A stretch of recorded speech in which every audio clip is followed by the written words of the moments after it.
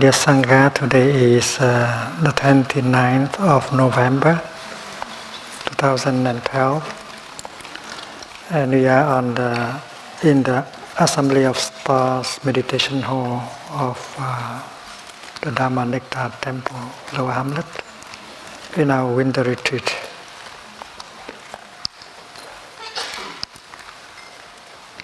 The Buddha has spoken about the earth, Mother Earth, in terms of patience and equanimity. Patience and equanimity can be described as the two great virtues of the planet Earth. Our society is not very healthy, therefore many of us are sick and we need healing and nourishment. We intoxicated ourselves with poisons. Our body and our mind have a lot of poisons. Craving, hate, anger, despair are poisons for our mind. And our body also has a lot of poisons because we don't know how to consume.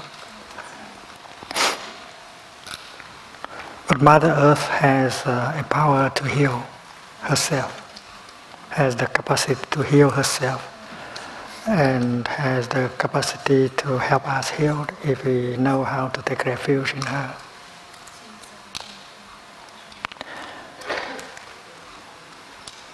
While the Buddha was teaching Rahula, he mentioned earth as having these virtues, patience and equanimity.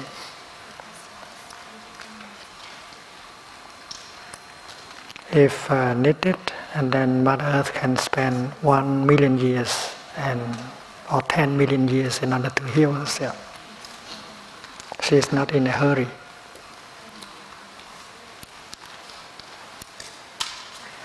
And she has the power to renew herself. We have to see that. If we study the history of the earth, we know that she has had a lot of patience. So that now today she has become a very beautiful star, green star.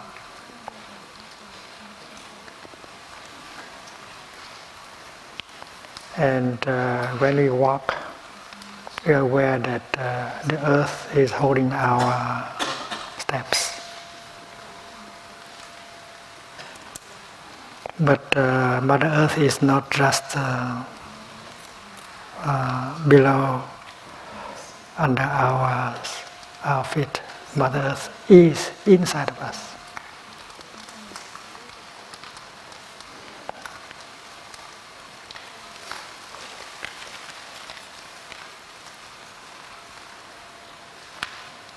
To think that Mother Earth is the environment outside of us, around us, is wrong.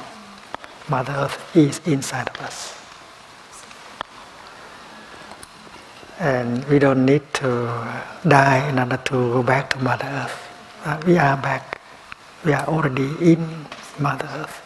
And that is why we have to learn how to take refuge in Mother Earth. And that is the best way to heal and to nourish ourselves. So walking meditation is one of the ways to heal. And walking meditation would be successful if we know how to allow the earth to be in us and around us. Just to be aware of that. We are the earth. And we don't have to do much. We don't have to do anything at all in order to get the healing and nourishment. It's like when we were in our mother's womb. We did not have to breathe. We did not have to eat, because our mother breathed for us and ate for us. We did not have to worry about anything. It is possible to behave like that now. When you sit, allow Mother Earth to sit for you. When you breathe, allow Mother Earth to breathe for you. When you walk, allow Mother Earth to walk for you. Don't make any effort. Allow her to do. She knows how to do it. Suppose you are sitting like this. Don't try to do anything.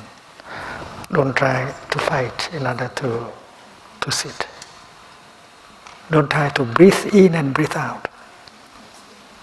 Don't try to be peaceful. Allow Mother Earth to do everything for you. Allow the air to enter our lungs. Allow the air to go out of our lungs. We don't need to try to breathe in. We don't need to try to breathe out. Just allow nature, allow the earth to breathe in and out for us. We just sit there and enjoy the breathing in and the breathing out. There is the breathing, there is no you who are breathing in and you are breathing out. We don't need a you, a I in order to breathe in and out. The breathing in and the breathing out happen by itself alone. Try.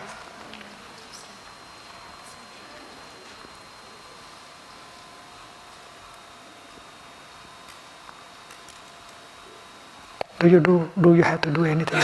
No. Allow the breathing in to take place. Allow the breathing out to take place and enjoy the in-breath and the out-breath.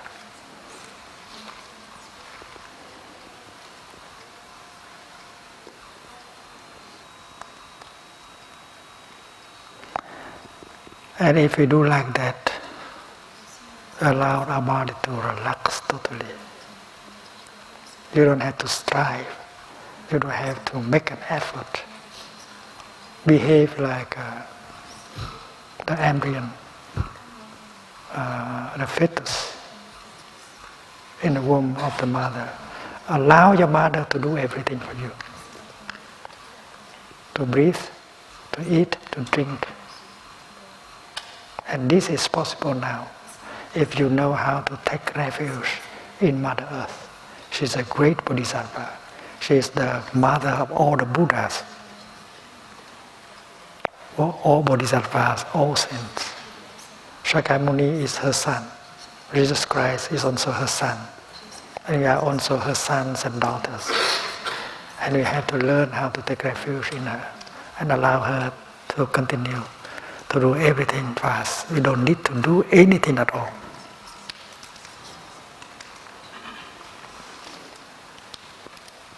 You don't have to fight in order to sit. Allow yourself to be seated.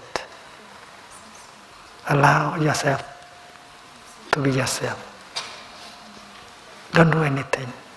Let the sitting take place. Don't strive in order to sit. And then relaxation will come. And you know something. When there is relaxation, the healing begins to take place. There is no healing without relaxation. And relaxation means doing nothing. Trying nothing.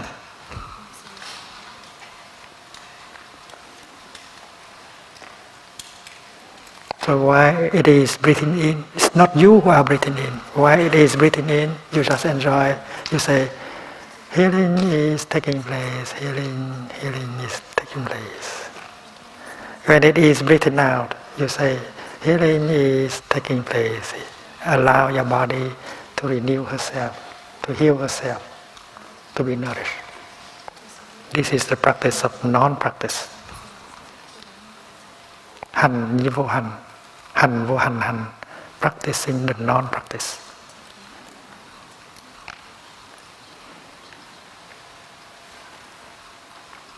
And if we observe, we see that Mother Earth has the power, has the capacity to heal herself and heal us. And you believe in that power of healing of Mother Earth. And that belief comes from your own observation, your own experience, and not something people tell you and ask you to believe in. Mother Earth can renew herself, can transform herself, can heal herself, and can heal us. And that is the fact. And if we recognize that fact, faith is there. We have faith, we take refuge. We allow ourselves to be healed by Mother Earth. And while sitting, we get the healing. While walking, we get the healing. While breathing, we get the healing. We do not have to do anything at all. Just surrender ourselves to Mother Earth and she will do everything. When it is breathing in, I don't want to say when you are breathing in, when the breathing in is taking place, you say, nourishment is taking place. Nourishment, nourishment. Allow yourself to be nourished. You are nourished by the air. You are nourished by the sunshine, because the air is embracing you, penetrate into you. And the sunshine also penetrate into you. Father, Son and Mother Earth is there 24 hours for us. Even during the night, the sun is there. Mahavairocana, the Tathagata is there during the night. Otherwise we go freeze. And it's like Mother Earth, Father Sun is also in us and not up there, outside. When I wrote The Sun, My Heart, I had that insight, that vision, that the Sun is my heart inside of me.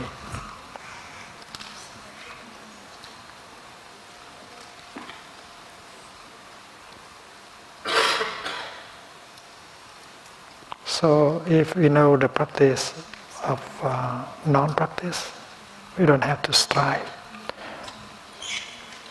to fight in order to practice.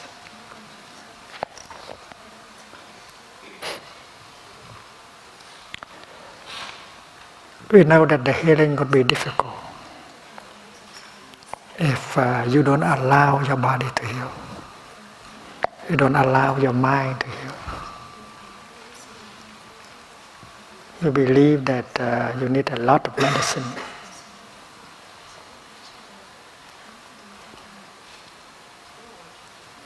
You need a lot of exercise, whether physical or mental exercises. But the only exercise that can heal you is the exercise of non-exercise. Don't try anything. Allow yourself to relax and release all the tension in your body and all the worries and the fear in your mind. Because these things are preventing you to heal, to let go, to release, to take full refuge in the earth, in the sun, and allow ourselves to be healed. And that in the four positions: sitting, lying down, walking, standing. always in the refuge. Allow Mother Earth, Father Sun to penetrate, to be acting in order for us to get the healing. And it is our experience that there's no healing possible without releasing, relaxing. So when you sit in such a way that you don't have to try to sit. You just enjoy deeply your sitting. Nothing to do, nowhere to go. I just enjoy my sitting. And if you have half an hour sitting like that, you have half an hour of healing. You enjoy every in-breath. It's not you who are making the in-breath and out-breath. You don't have to make an in-breath and out-breath. It will do it by itself.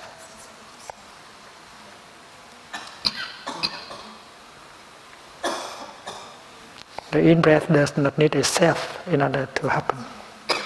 I don't have to breathe. The breathing just happens by itself. I just enjoy. And if I know how to enjoy the breathing will become more pleasant. And the quality of breathing will increase because I don't try to interfere and to bend it and to force it. So the sitting should be natural, without effort. The breathing also, and the walking also. You don't have to walk like this.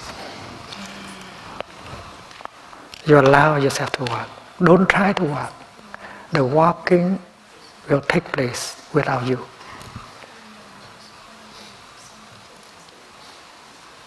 You don't need a will to walk. Allow the walking to take place. Be there only and aware and enjoy. Because every step like that is healing. Every step is nourishing. If there is the letting go and the relaxation, no healing is possible without relaxation and letting go. And we should practice this simple thing in order to get healed and to help heal our society and the world. If you do it 1 hour, you have 1 hour of healing. If you do it 1 day, there is 1 day of healing. This is possible. Make it pleasant, make it healing and nourishing. Everything you do, don't make any effort. Take refuge in Mother Earth. She knows how to do it. She continues to do it for you, just like during the time you are in the womb of your mother.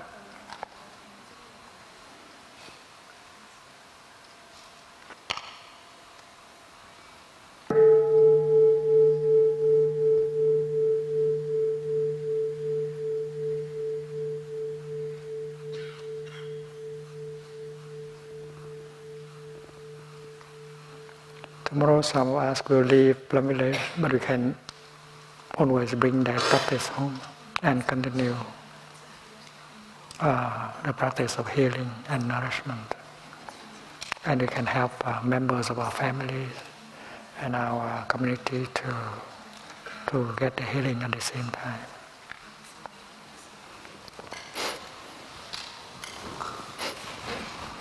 Now we should get back to the sutra. And last time, a number of us did not get the total teaching, and that is why today Thầy would like to summarize it in English.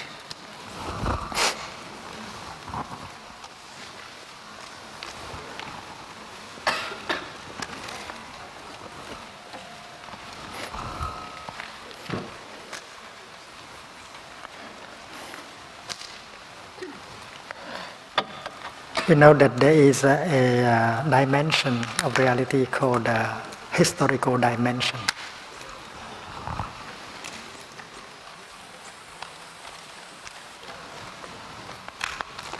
We live in our time, we live in history. Therefore, in the dimension, in the historical dimension, we recognize birth and death, being and non-being, you and I, as different things. The father is not the son. The father has another passport. The son has another passport. You can not mix, and that is on the historical dimension.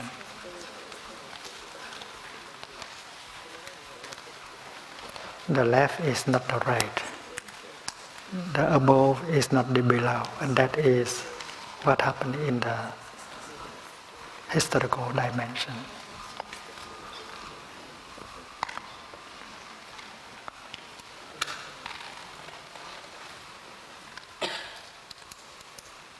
In the historical dimension, we see things as separate. Things exist outside of each other. Father is outside of the sun. Cloud is outside of flower. And that is true to some extent. It reflects what we call the conventional truth. And the conventional truth is helpful. It works. It's like classical science represented by Newton. We can apply that kind of science in technology and so on. But now we have another kind of science that goes deeper, and they begin to discover another kind of truth. The quantum physics. In quantum physics, things are quite different. In classical physics, a wave can only be a wave. It cannot be a particle. But in quantum physics, a wave can be a particle, and a particle can be a wave. And a particle can be everywhere at the same time, and not just in one place. And their nature is non-local. So there is another kind of science. And it seems to contradict the things, the truth seen in this dimension. So in meditation, also we see two kinds of truth. This is the conventional truth. But if we look deeper, we see differently. We see that the cloud is not outside of the flower, and the Father is not outside of the sun. Looking deeply into the sun, you see the Father. And that is why there is a way. There is a way of practice that leads us from the historical dimension to the ultimate dimension.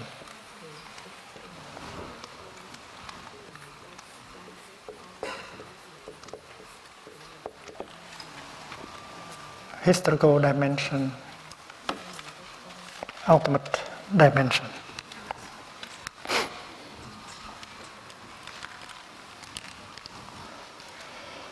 So in this dimension, we touch the ultimate truth where you cannot take the left out of the side, right, where you cannot take the sun, the Father out of the sun, because things inter-are.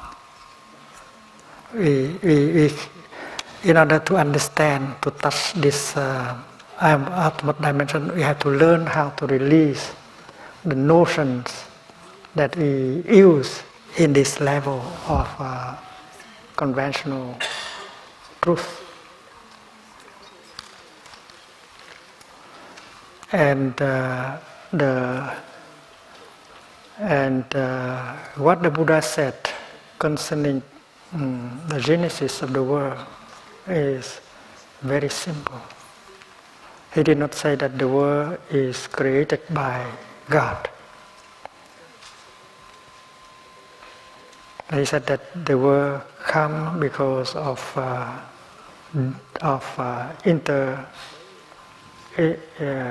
interconnection between things.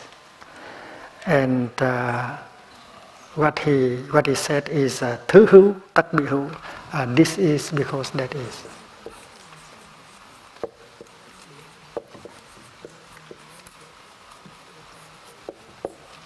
So simple.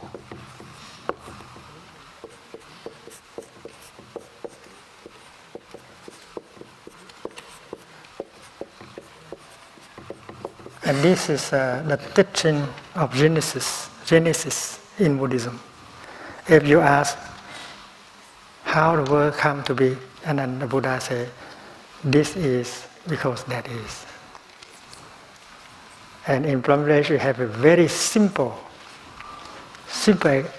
exercise, a simple image, the left and the right of the sheet of paper.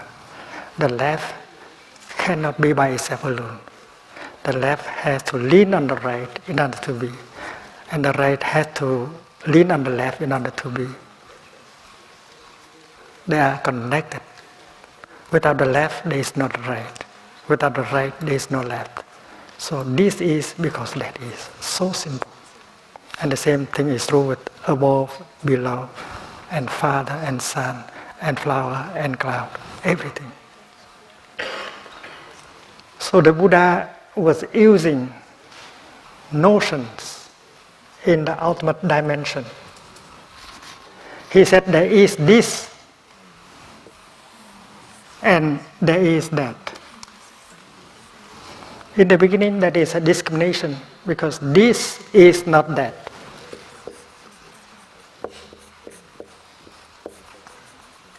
Because in that dimension we used to follow the principle of identity. A can only A. A cannot be B. So the Buddha was using the notions of the historical dimension in order to lead us slowly into the ultimate dimension. That is skillful means. Skillful means. He used the concept of this and that. And we used to believe this is not that. But he's trying to show us slowly that this is in that.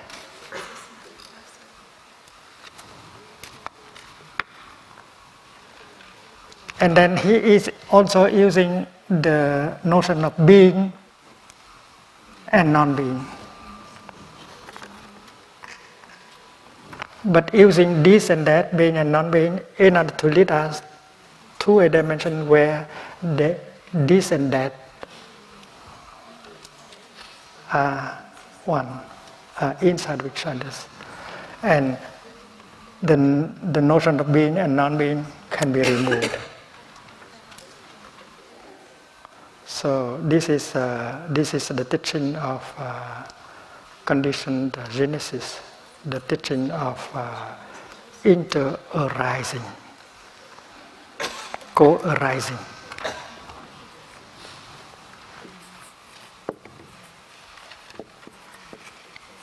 And inter-arising or inter-arising. This is very skillful because we still use terms and ideas borrowed from the historical dimension in order to express a higher truth.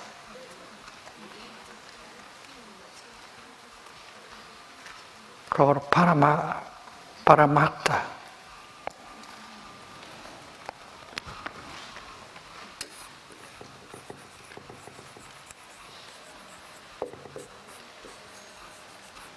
That is the higher truth, the better truth, the absolute truth. This is Samriti. conventional truth. Atta means the meaning, the highest meaning, the absolute meaning, the exhaustive meaning. Param Atta, Parama Atta. Cross over, beyond. Thắng nghĩa.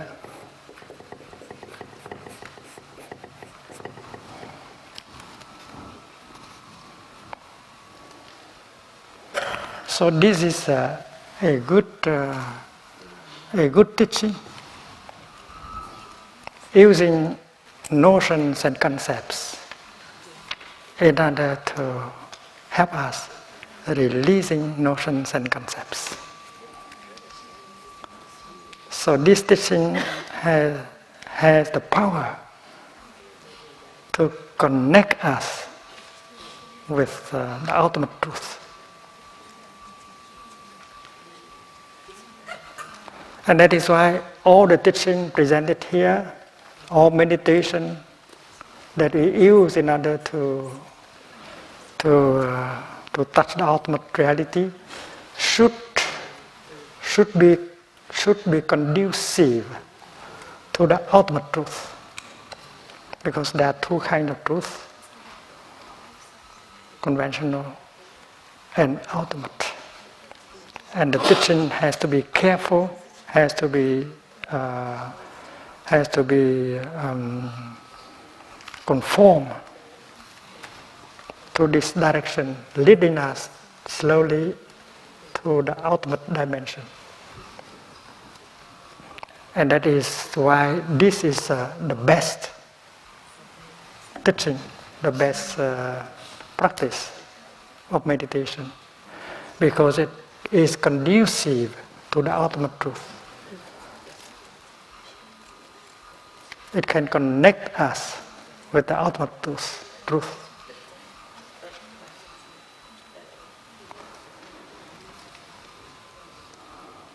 And in the ultimate truth, we speak of, we use words like interbeing,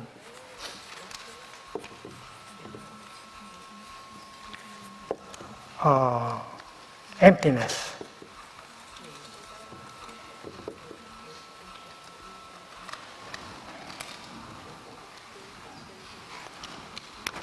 Let us use the word emptiness. Emptiness is an expression that is equivalent to God. God is the ultimate. Emptiness is the ultimate. Emptiness is the absence of notions and concepts. You cannot describe God with notions and concepts. You cannot say that God is or is not. To say God exists is nonsense. To say that God doesn't exist is nonsense, because notions of being and non-being cannot be applied to the ultimate. The notion of being and non-being can be used up here, but down here, no more. Because this is the higher truth, the exhaustive meaning. This is a non-exhaustive meaning. Although non-exhaustive meanings are useful, but they cannot help us touch the ultimate. So we need some skillfulness.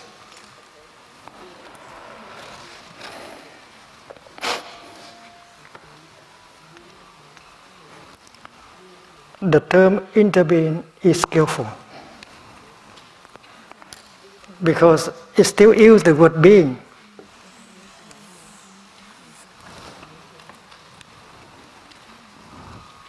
It still uses the word being, but it helps us to get out of the word being, the notion of being. Because in this level, you have to be and not to be. means being and non-being.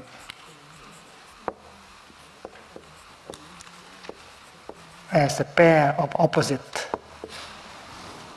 And if being is there, and non-being should be there too. It's like the left and the right. You cannot remove the left when the right is still there. So if you confirm the existence of being, you have to confirm also the existence of non-being. And you describe God as being is wrong. If God is being, who will be non-being? So both notions, being and non-being, cannot be applied to God. So in order to get out of the notion of being and non-being, you use the insight of interbeing. Nothing can be by itself alone. Everything has to interbe with everything else. So the notion of interbeing, although it is a notion, but it is conducive to the ultimate truth. It helps you to be connected with emptiness.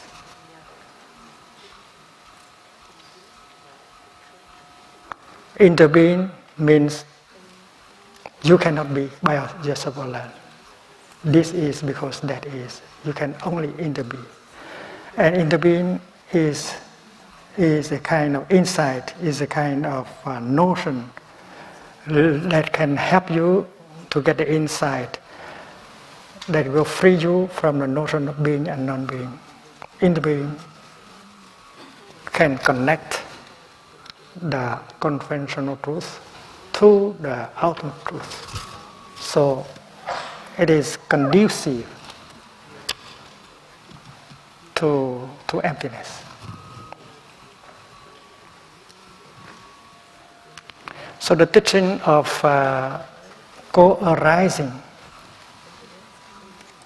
interbeing are all conducive to emptiness, help us to be connected to emptiness.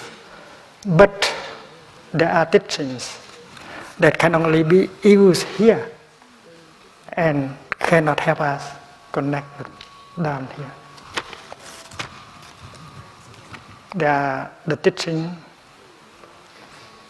that are diluted for the use of many people,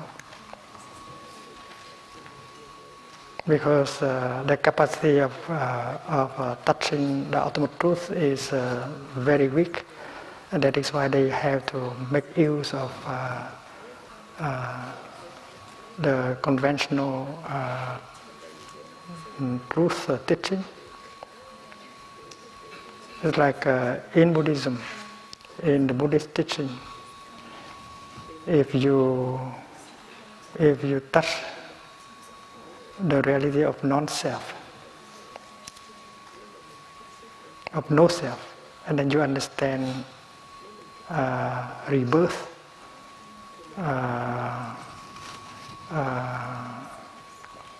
karma, and retribution in a quite different way. Rebirth is possible without a self. Karma is possible without a self. And retribution is possible without a self. But not many people can understand that, can get that.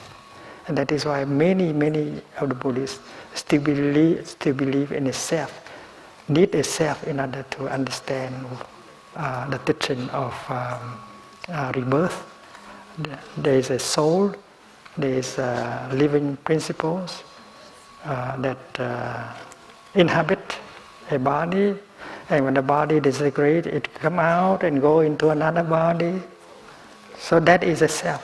And most of the Buddhists, they understand rebirth and karma and retribution that way. That is a form of diluted Buddhism. Something like a homeopathy. Very diluted. And we know that the teaching of karma, of samsara, reincarnation and retribution was not at the core of the Buddhist teaching. It has been handed down to Buddhism by the teachers before the Buddha. Because especially in the West, when they think of Buddhism, they think right away of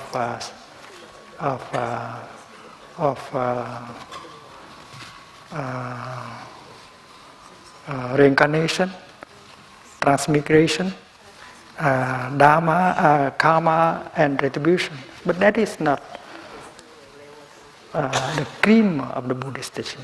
The cream of Buddhist teaching is interbeing, is the Four Noble Truths, is the Eight Noble Path, Noble Eightfold Path, the teaching of no self, impermanence and no self. And not many people can touch the deep teaching of no self. And that is why their understanding of reincarnation, karma and retribution is heavily influenced by the teaching, the pre-Buddhist teaching.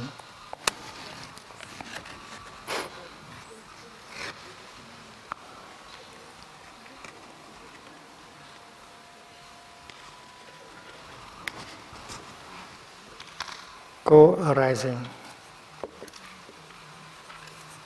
middle way, middle. No birth, no death, no beginning, no end, no inside, no outside, no oneness, no otherness. All these teachings belong to the categories of teaching and practice that can be conducive to the ultimate truth. And the wisdom that we should use in order to deliver the teaching and to practice is the wisdom called the wisdom of adaptation. The wisdom of adaptation.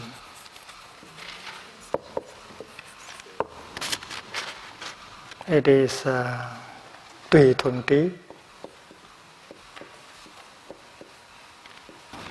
You go on the way that you have, that can be conducive to the ultimate truth. The wisdom of adaptation. Anu Loma Ta Jnana.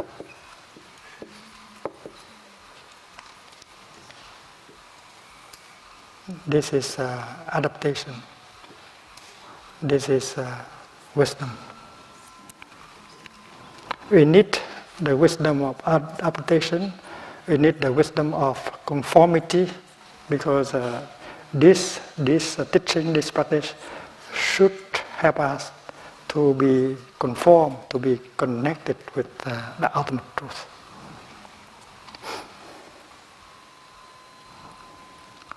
And connected with the ultimate truth, so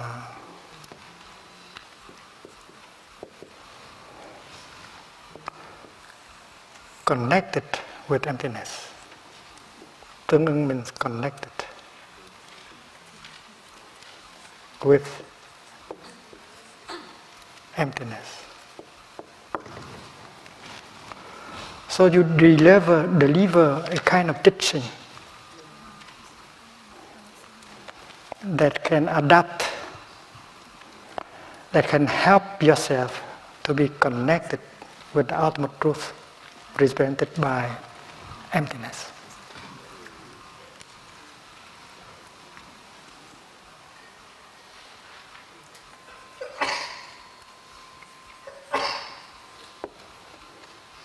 Sunyata Prati Samyukta.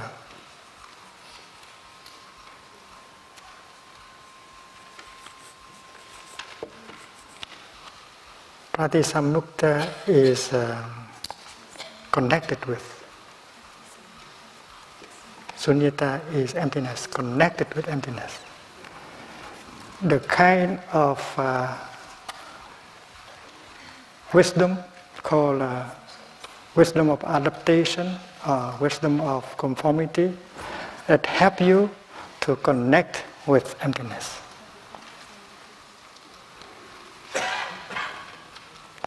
And the teaching of the 12 links presented in the way we see it in many sutras do not seem to help us connect with the ultimate truth. They belong to the category of conventional truth. And if we observe clearly the 12 links, the 12 nidanas, they aim more at explaining samsara, reincarnation. And that is why we have to restore the nidanas in such a way that can be more conducive to the ultimate truth. And instead of 12 nidanas, they propose a set of 5 nidanas. That is enough.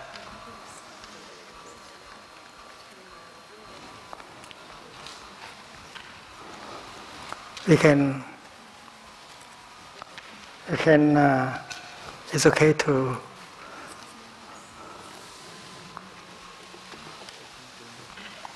delete all this.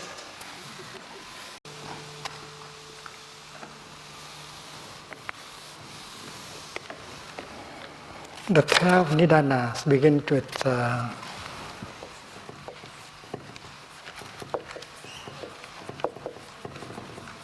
avidya, which is ignorance.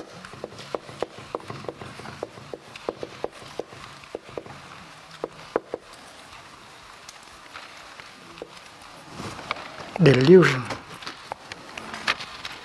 Delusion is a better word.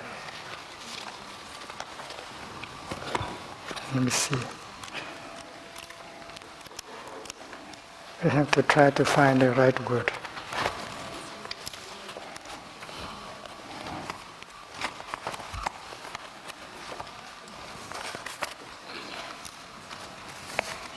I think delusion is better.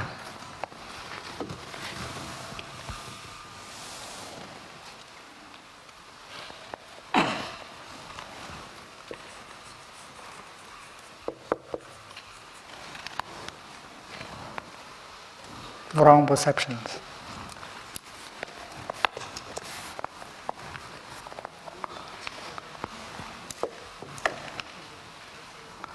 And according to this teaching, avidya gives rise to samskara.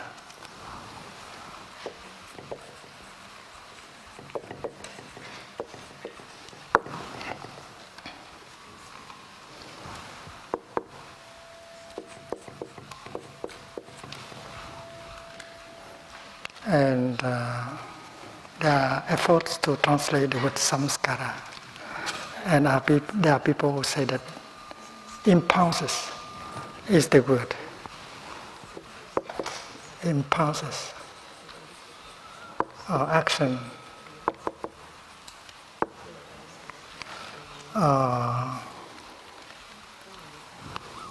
According to gift disposition.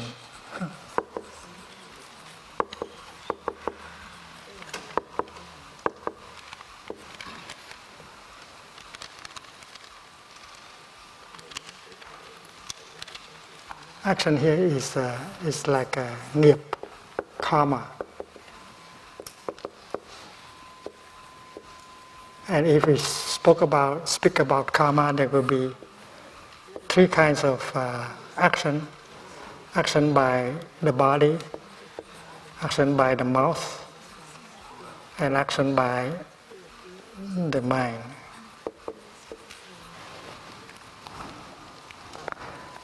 So avidya, delusion, give rise to wrong action, wrong impulses.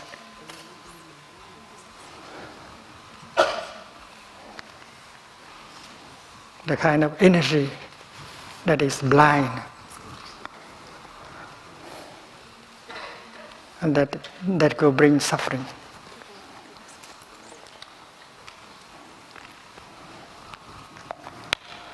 And then because of samskara, there is a vijnana.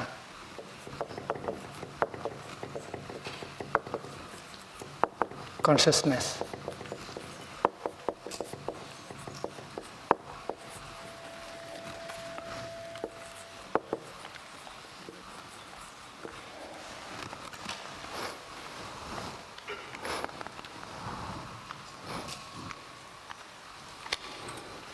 And based on consciousness, there will be body and mind.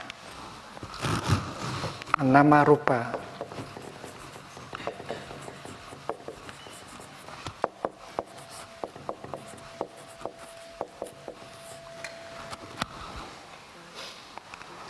Name form. Name means mind. Form is body. Because we have body and mind, we have 6 sense organs and the objects. Sada yatana.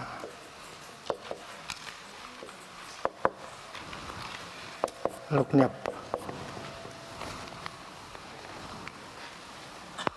Sense organ and object.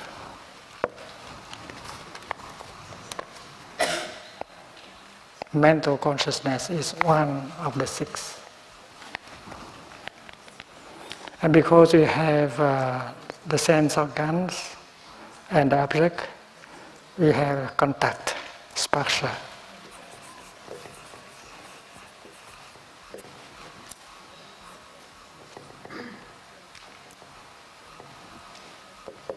Suk.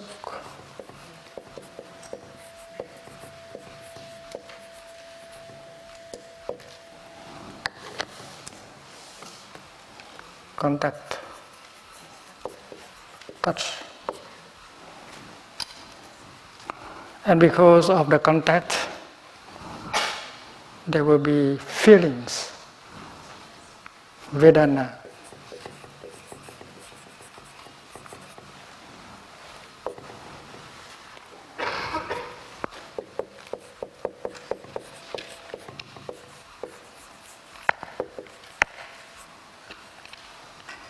And because there is feeling, that is why there is attachment.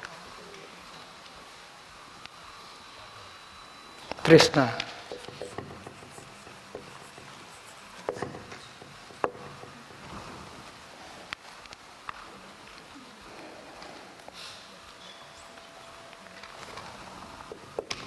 I.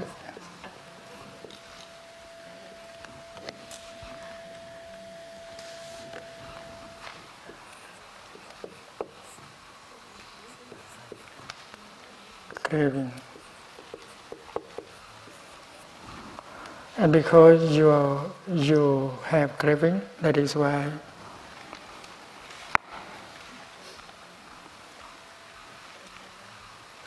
you are caught. Upadana.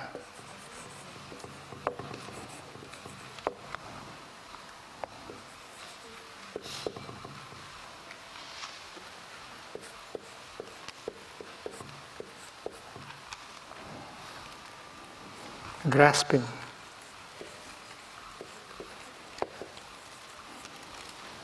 And because of grasping, there is existence, bhava.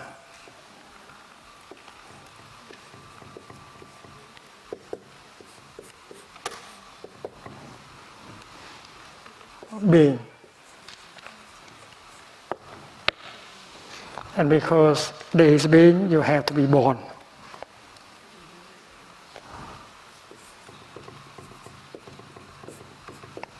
And to suffer samsara, reincarnation.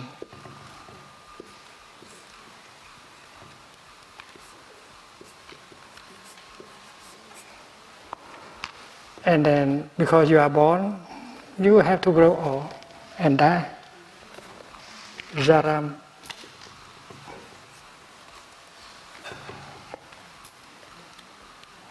Marana. Old age and death.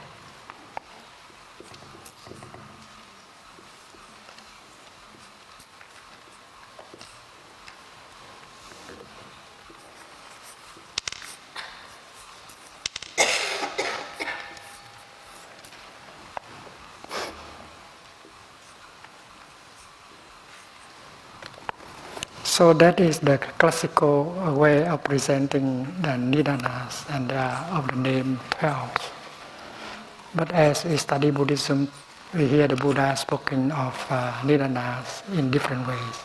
Sometimes he said there are only 3, sometimes 4, sometimes 5, sometimes 6. And 12 is only one of the ways to explain co-arising. Interconnection.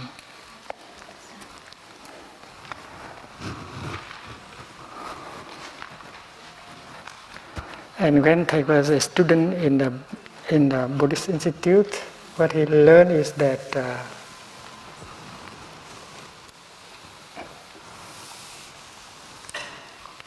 that these 12 links they represent 3 times and 2 layers of cause and effect.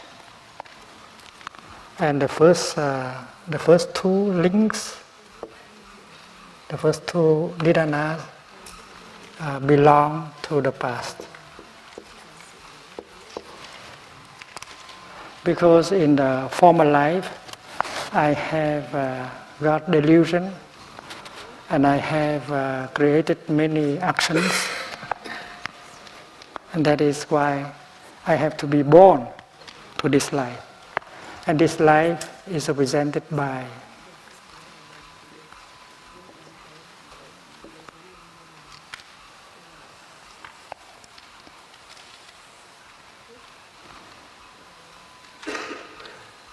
eight nidanas.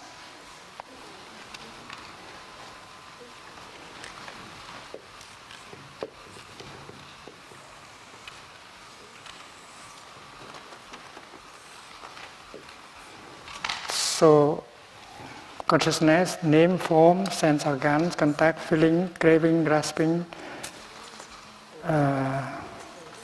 being is this life. And that is why after this body disintegrates, I continue with next life. I will be born again and die again. So this is the present.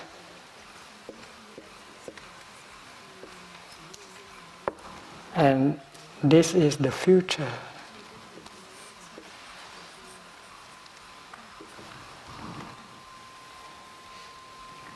Có chữ An sao không? Không à? Có. Sao lộn tiếng Pháp với tiếng Anh?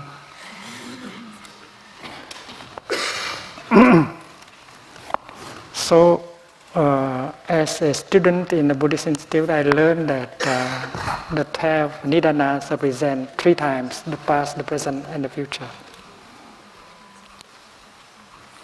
And it's very clear that the 12 nidanas as taught aims at explaining reincarnation, rebirth, and not aiming at helping us to touch the ultimate dimension.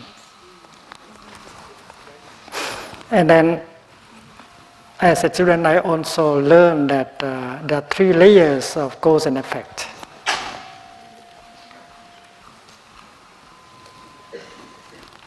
Because what I have done in the past,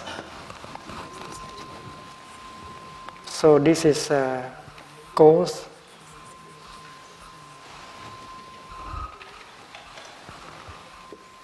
And that is why I have got this as an effect. Have got this consciousness, this body and mind, these six organs, this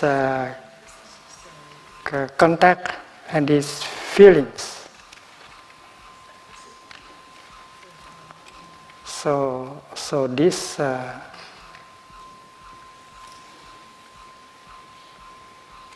all this is what I inherit from my past. Because of the delusion and the action in the past, I have to inherit this kind of consciousness, this kind of body and mind, this kind of sense organs, this contact, these feelings. So this is effect. Cause and effect. The first layer.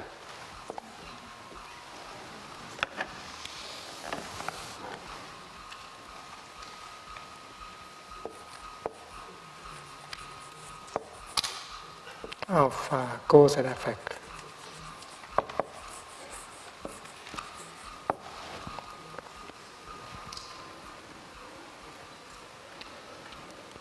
And because I produce craving and grasping and create being, and these three nidanas serve as cause again.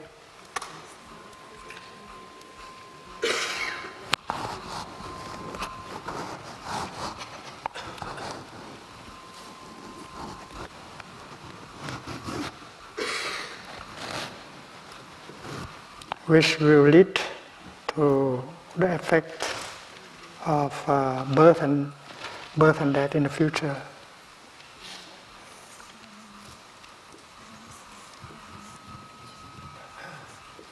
And this is the second set of the second layer. The first set of cause and effect. This is the second set of cause and effect.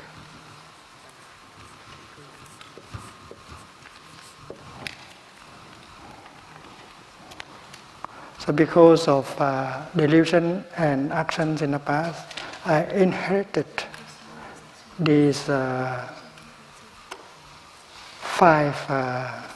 retribution. And because of the craving, the grasping, and the being that I produce in this time, in this life, that is why I have to be reborn again in order to suffer of birth and death. So this is the teaching of 3 times and 2 layers of cause and effect. Là tam thế lưỡng trùng nhân quả.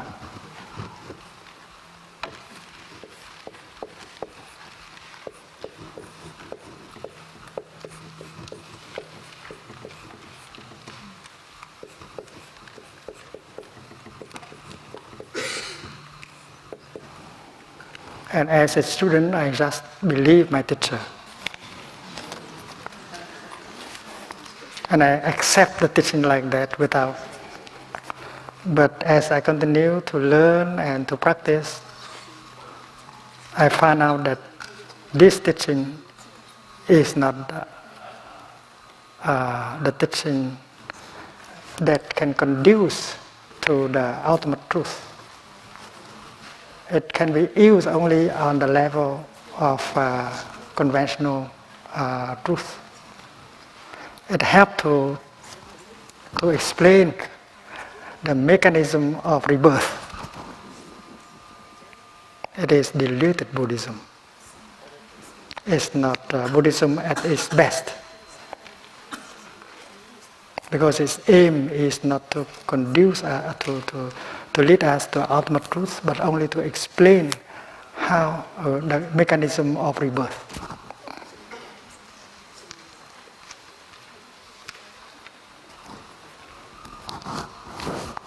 And I found out many problems. The first problem is that we have to understand the word samskara differently. The word samskara,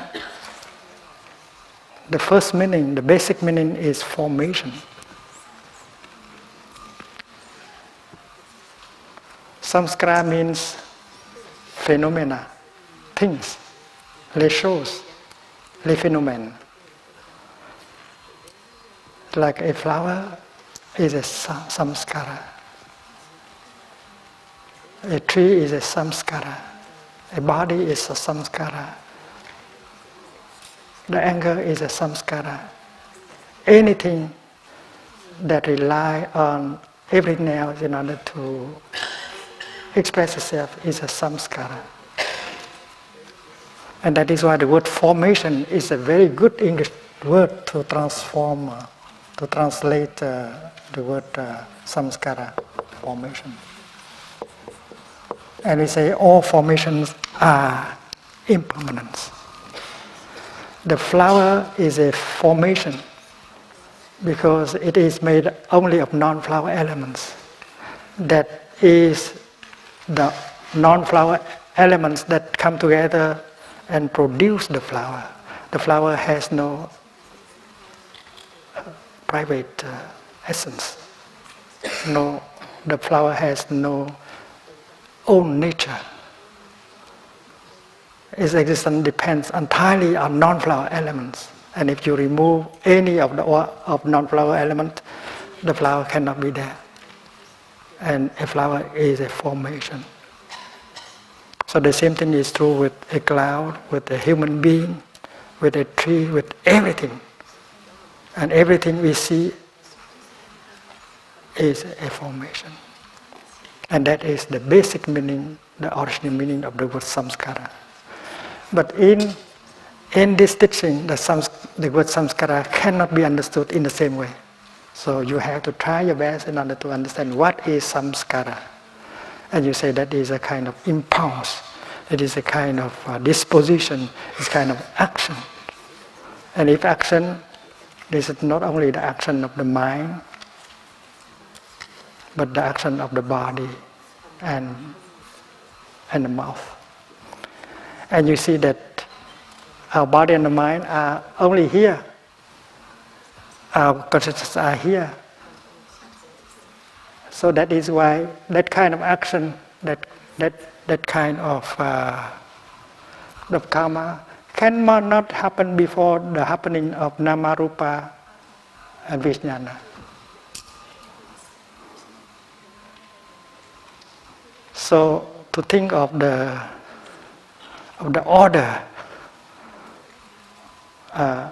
something doesn't work well, because we have to wait until the fourth nidana in order to have a body and a mind in order to perform actions.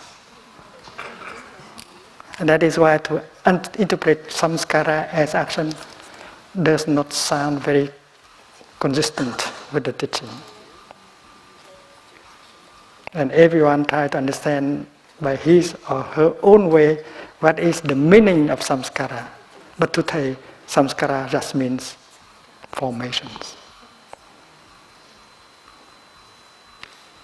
Because of our ignorance, we see formations as having a separate existence, as having its own true nature, own nature. We see them as selves and dharmas. We are deluded by our ignorance. We see formations as existing outside of each other, independently from each other, having a own nature. We don't see samskara as they truly are. We see samskara through our mental creation. And the world we are observing in us and around us is the world of mental construction rather than the world in reality itself. So samskara is formations understood as selves and dharmas, understood as things that exist by themselves, having their own true nature, and they exist outside of each other. And we see things like that because of delusion.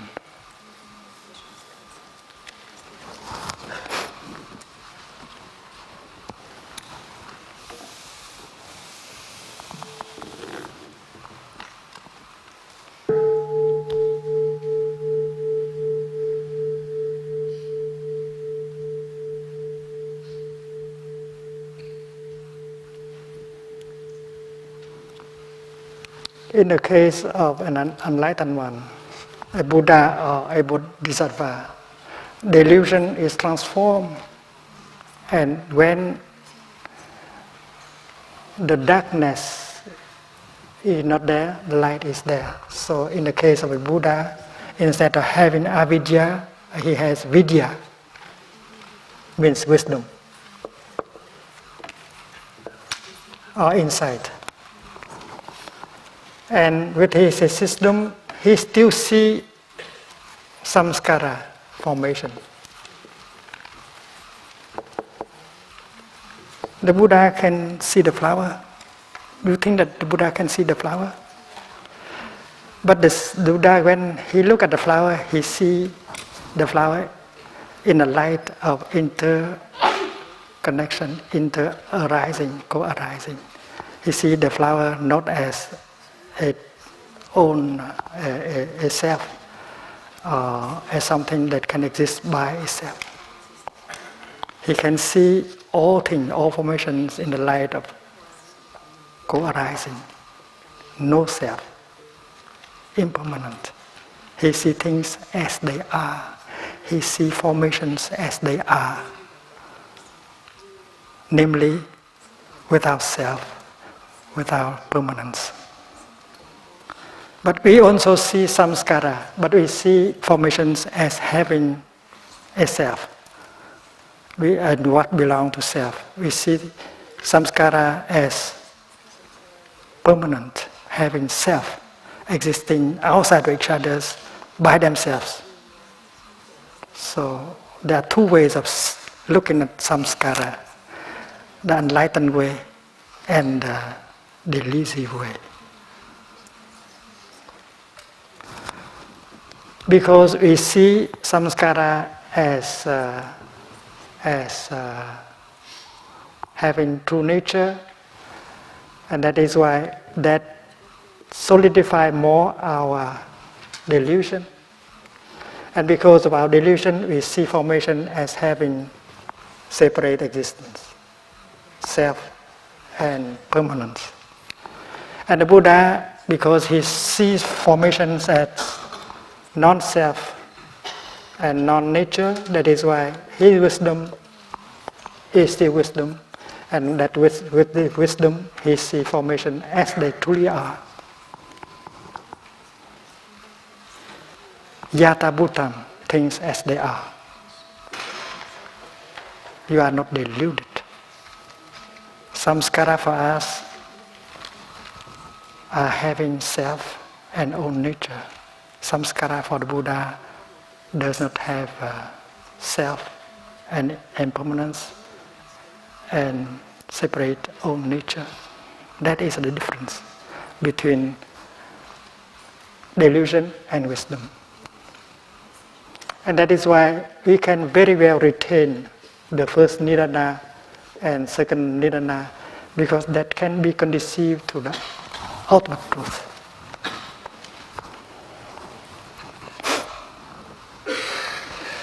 The second weakness of this presentation is that if we have craving, grasping, and attached to being,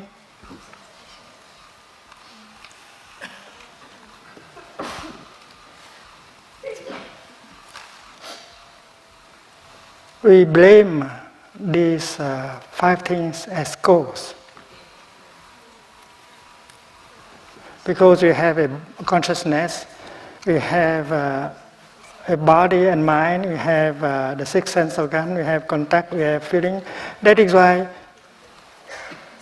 we have craving and grasping and being. This is effect.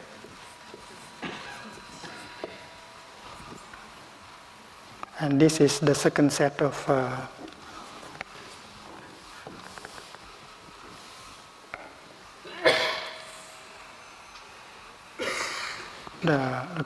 of cause and effect. But look at a Buddha. He also has his consciousness. He also has his body and mind. He also has his sixth sense organ. He also get contact. He has also feeling. But why he doesn't have craving? We have craving and we have aversion. Craving is only one of the things. Whether we like or we dislike. When you like this world, you want to survive. When you hate this life, you want to commit suicide. So you crave for being or you crave for non-being. Those who suffer so much, who do not like to be alive, they have also a craving for non-being. Very tempting sometimes. So craving, you crave for being, and craving, you can crave for non-being. And it is not because we have a body and a mind that we can produce only craving or hate or grasping. Because an enlightened person like the Buddha, he has a body, he has a mind, he has six sense organs, he has feeling and contact, but he can produce freedom, non-attachment, compassion, loving kindness. So you cannot blame on your body and mind for your afflictions. And that is the second lacune, shortcoming of the set.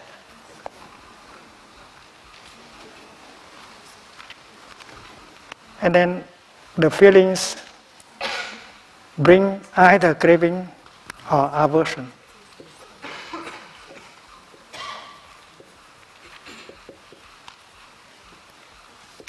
Or attachment or fear, many things. Why do you put only craving in here?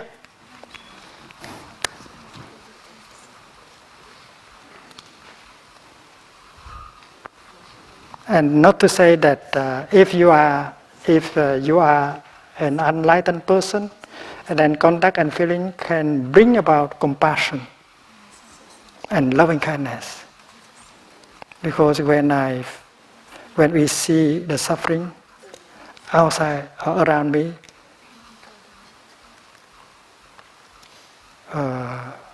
and if I have mindfulness and concentration, I allow myself to get in touch with the suffering, and I allow compassion and loving kindness to be born. This is a very good thing.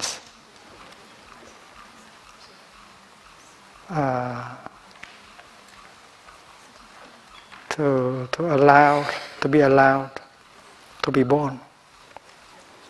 And that is why to say that contact and feelings can only bring craving and grasping, that's not complete.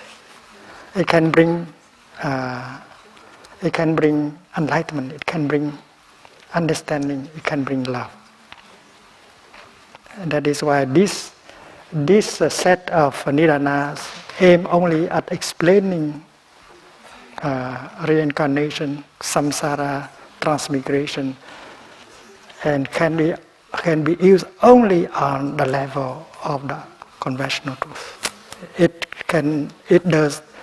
is not conducive to the ultimate truth. It doesn't belong to the set of teaching and practice that can be adaptive and conducive and connected with the ultimate truth.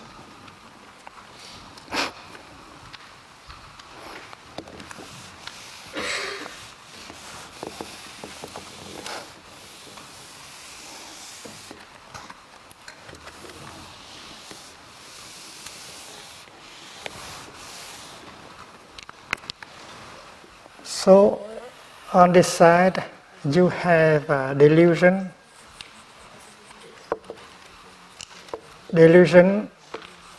and you look at formation, and you don't see that true nature.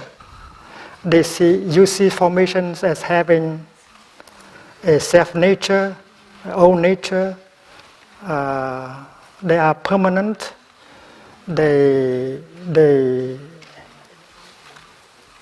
They can be there forever, they exist outside each other, and you live in a world of delusion. And what you see, what you are in touch with, also help to increase your delusion.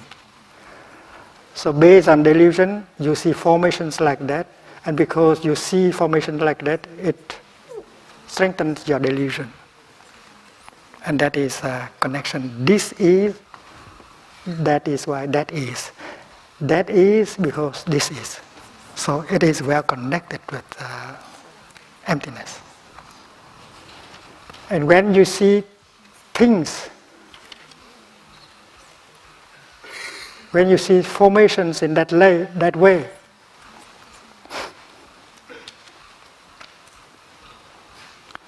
you see that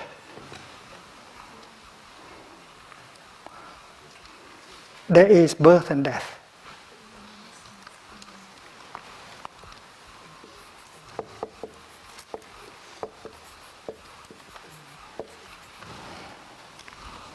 When you see formations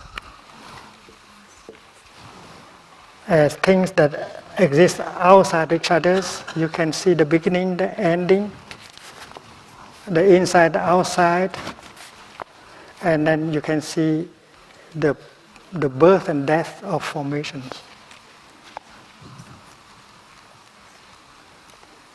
But when you contemplate a cloud,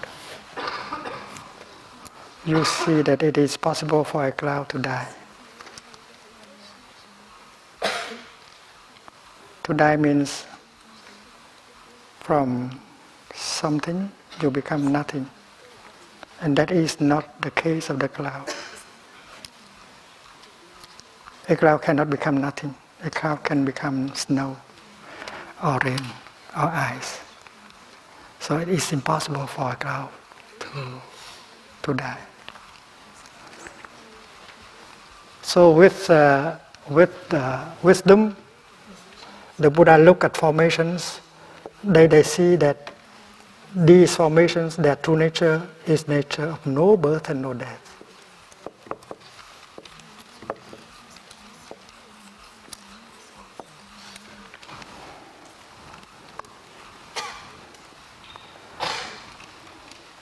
And if you touch the nature of no birth and no death information, you are truly see the formation as they truly are. And science is capable of finding no birth and no death.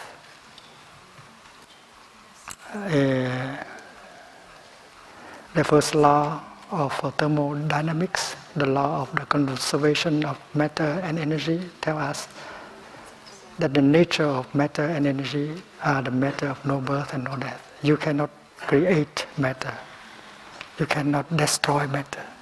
You cannot create energy. You cannot destroy energy. You can only transfer matter into energy, energy into another kind of energy, energy into matter, but you do not have the power to create new matter or to destroy energies that are there. So in the realm of physics, realm of chemistry, people in the realm of science can understand the nature of no birth and no death. And we, in the realm of meditation, if we look deeply with mindfulness and concentration, we can see the nature of no birth and no death of a cloud. A cloud hasn't come from nothing, from non-being. A cloud has come from the steam, from the water of the ocean. And the notion of birth and death always go along with the notion of being and non-being.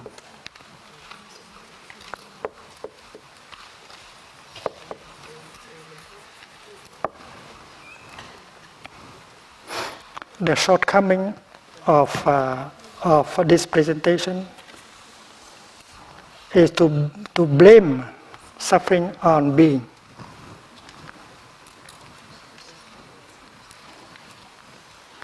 But being, how can being be possible without non-being? So being here should be understood as being and non-being.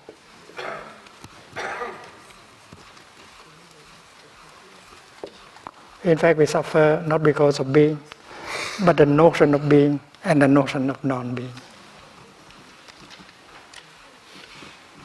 So contact and feelings can bring either craving or aversion or compassion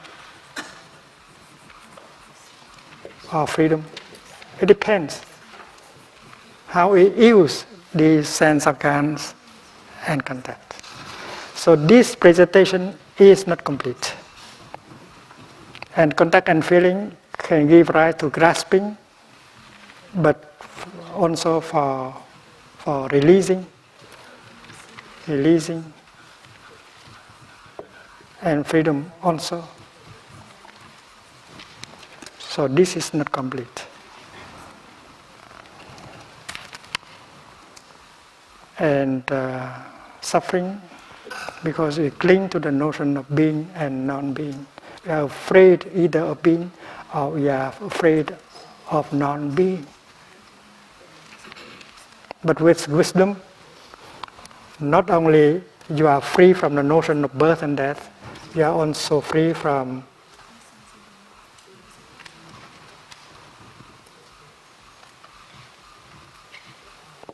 the notion of being and non-being.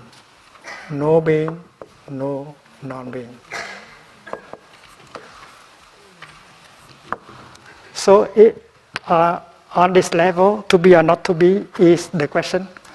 But in this level, to be or not to be is no longer the question. You are free from both notions. And there is no fear anymore. You are not drowned into the waves of birth and death, being and non-being. You are free, and that is nirvana. Nirvana is perfect freedom.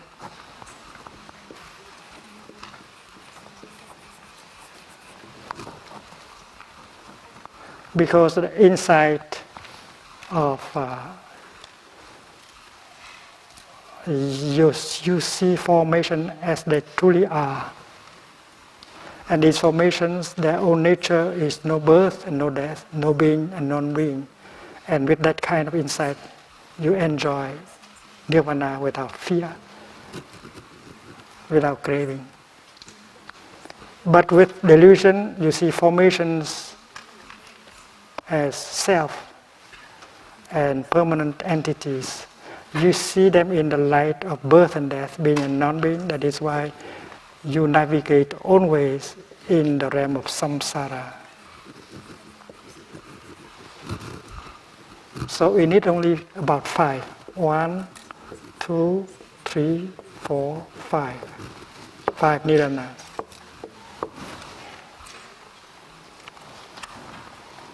If you don't have delusion, and then you see formation as they really are, And then you don't see birth and death anymore. You are not caught in the notion of being and non-being anymore.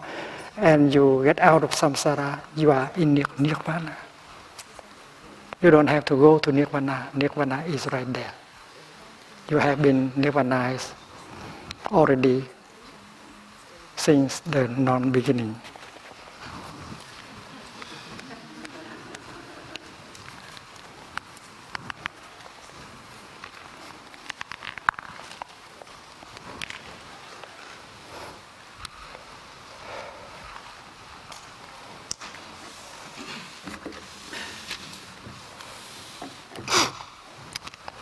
So with some skillfulness, we can always begin here on the level of the conventional truth. And with that skillfulness, we slowly get out of the output of the conventional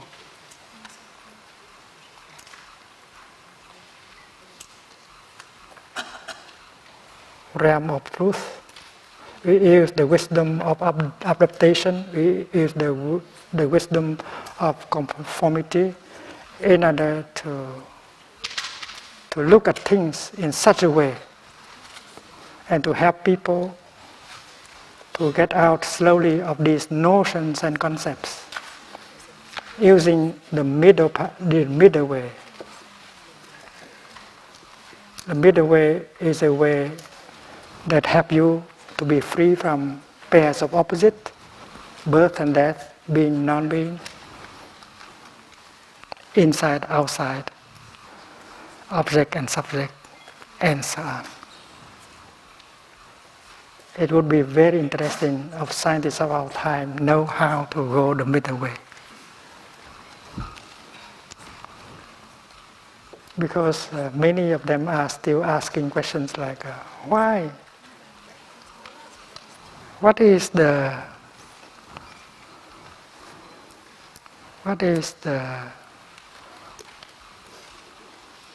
cause of the universe, the cosmos? Why is there something rather than nothing?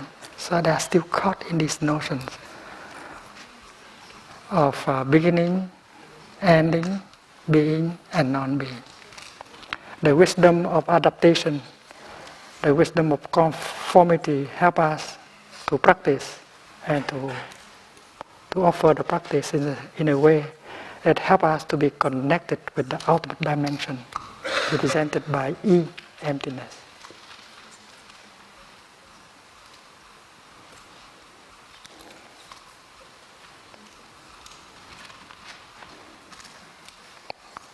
Dễ hơn trước không? Is it easier than last time? Good.